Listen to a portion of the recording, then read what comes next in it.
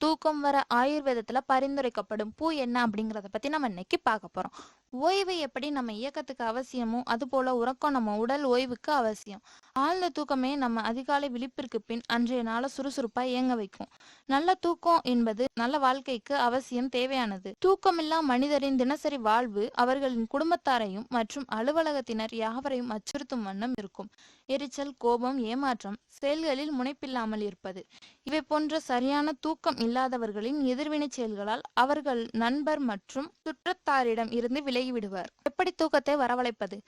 தூக்கத்தை வலுக்கட்டாயமாக வரவழைக்க எண்ணினால் அது ஏமாற்றத்தில் தான் போய் முடியும். அதீத சிந்தனை, மனக்கிளர்ச்சி மற்றும் சில காரணங்களால் நாம் நம் தூக்கத்தை இழந்து விட்டோம். எனவே தூக்கம் இயல்பாக வரும் நிலைக்கு நாம் நம்முடைய மனநிலையை அட்லீஸ்ட் படுக்கையில் செல்லும் நேரத்திலாவது மாற்றிக்கொள்ள வேண்டும். ஆழ்ந்த தூக்கத்தை தரும் மகிழம்பூ. மகிழ மரம் இளம் பட்டை மற்றும் பூக்களின் மூலம் நற்பலன்கள் தரும் தெய்வீக மரம். இதன் மலர்கள் வாடிய பின் வாசம் நீங்காதிருப்பது மகிழ மலர்களின் தனி சிறப்பு. இத்தகைய சக்திமிக்க மகிழ மலர்களை சேகரித்து நன்கு சுத்தம் செய்து படுக்கையின் தலையணைக்கு அருகில் வைத்து படுக்க மனதில் நல்ல எண்ண அலைகளை உண்டாக்கி இருந்தோ வரும் நித்ராந்தேவி உங்களை நிமிடத்தில் ஆழ்ந்த நித்திரைக்கு அழைத்து போவாள். இத்தனை நாட்களாக தூக்கம் வராமல் புரண்டு புரண்டு படுத்து சிரமப்பட்டு வந்த அனைவரும் இந்த முறையில் நல்ல பலன்களை விரைவில் அடையலாம்.